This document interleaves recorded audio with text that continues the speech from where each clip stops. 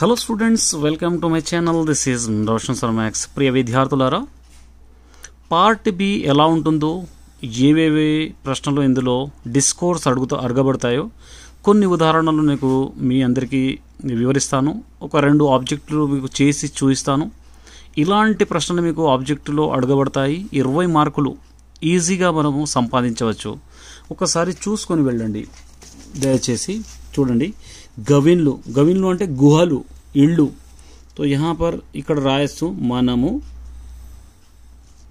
గుహల్లో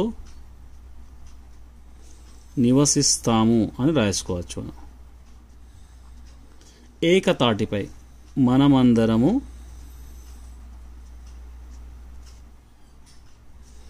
ఏకతాటిపై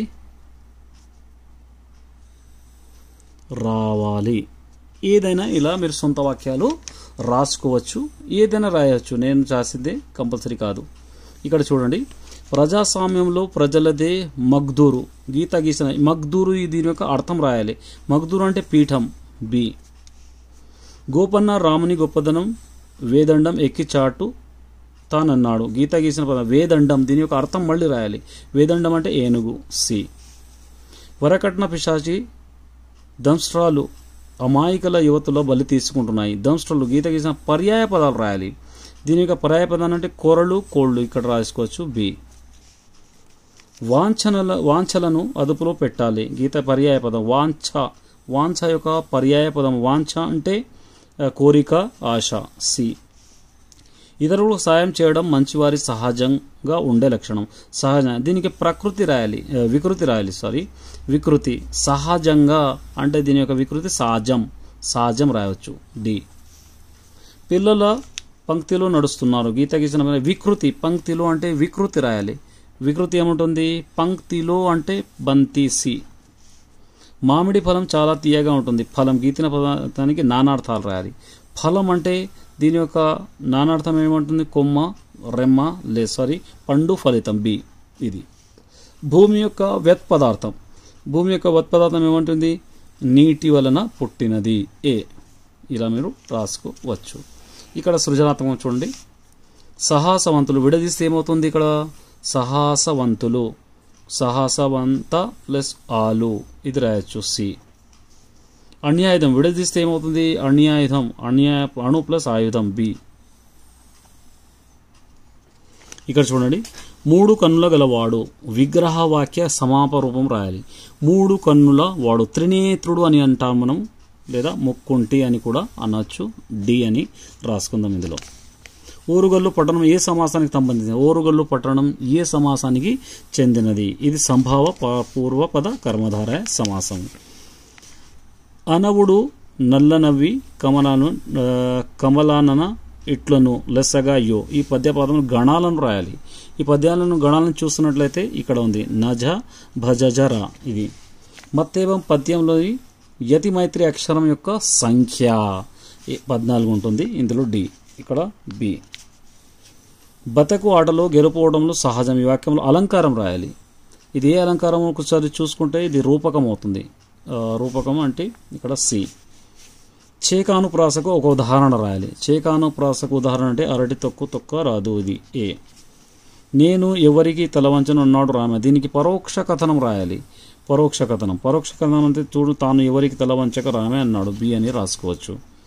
ఇక 20 చూడండి, అమ్మ వంట చేసింది అనే వాక్యం కర్మణిని మారిస్తే ఏమవుతుంది అంటే ఇది అమ్మచే వంట చేయబడినది. సి. ఇలా మీరు రాసుకోవచ్చు. ఇంకో ఆబ్జెక్టివ్ కూడా మీకు చెప్తాను, 2 ఒకసారి మీరు చూసుకొని వెళ్ళండి. ఇక్కడ చిడుంకోవడం మహమ్మారి. ఇక్కడ రాయచ్చు కరోనా మహమ్మారి వ్యాపించింది అని రాయచ్చు. వ్యాపించింది ఇలా. చెరగని త్యాగం. మనము ఇతరుల కొరకు చెరగని త్యాగం చేయాలి. ఇలా రాయొచ్చు. ఏదైనా మీరు ఇష్టం, మీ ఇష్టాన్ని బట్టి మీరు రాసుకోవచ్చు. నేను రాసిందే రాయడం కంపల్సరీ కాదు, మీ ఇష్టం ఏదైనా మీరు రాసుకోవచ్చు. ఇక్కడ చూడండి, ఇక అనాథ బాలల దైన్య స్థితిని గురించి అందరూ ఆలోచించాలి. గీత దీనికి అర్థం రాయాలి. దైన్య స్థితి అంటే దీనమైన స్థితి. బి తెలిసిందా? గోలుకొండ కోటలో హటకం వ్యాపారం బాగా జరిగేది. హటకం అంటే దీని అర్థం రాయాలి. హటకం అంటే బంగారం. పి బంగారము చాలా ఖరీదని. గీత గీసిన పర్యాయ పదం రాయాలి. బంగారం యొక్క పర్యాయ పదం ఏమవుతుంది? స్వర్ణము. హటకం అవుతుంది, ఇక్కడ రాయాలి. తెలంగాణ మండలికం మకరంద మధుర్యమే. గీత గీసిన పర్యాయ పదం మకరందం.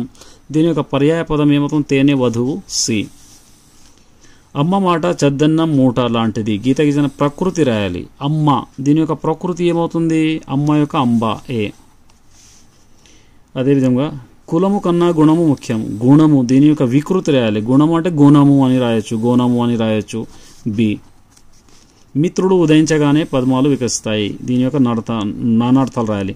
మిత్రుడు అంటే స్నేహితుడు, సూర్యుడు అని మనం రాయవచ్చు. బి మరణముతో కూడినది. దీని యొక్క వ్యత్పదార్థం రాయనది. మరణంతో కూడినది చావు. బి ఇక్కడ చూడండి, ఇతి ప్లస్ అద్భుతము ఏర్పడే సంధి. ఇతి అద్భుతము.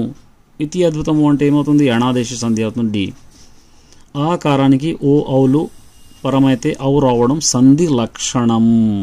ఇది ఏ సంధి లక్షణం అవుతుంది? వృద్ధ సంధి లక్షణం అవుతుంది. బి మరుసటి రోజు. ఇది ఏ సమాసం అవుతుంది? ఇది అవుతుంది విశేషణ పూర్వ కర్మధారయ సమాసము.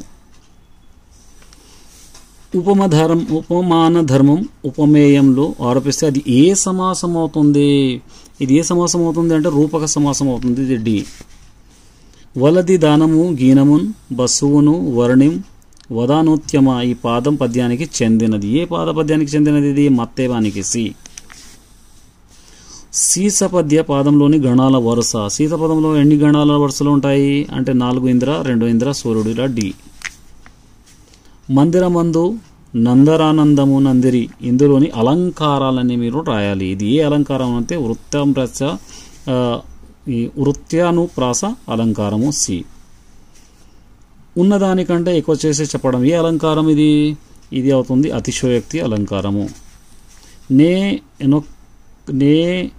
నొకప్పుడు పుస్తకాలు రాసేవాడిని, వ్యాసాలు రాసేవాడిని. సంయుక్త వాక్యాలు రాయండి అంటే కలిపి రాయాలి. కలిపి రాస్తే నేనొక్కడెప్పుడు పుస్తకాలు రాసి వ్యాసాలు రాసేవాడిని అని మీరు రాసుకోవచ్చు. కేశవస్వామి కథలు జాతీయ స్థాయిలో గుర్తించబడ్డాయి. దీనిని కర్తర వాక్యంగా రాయాలి అంటే కేశవస్వామి కథలు జాతీయ స్థాయిలో గుర్తించారు అని మనం బి రాసుకోవచ్చు. ఇలా మీరు పార్ట్ బిలో కూడా మంచి మార్కులు సంపాదించవచ్చు. All the best.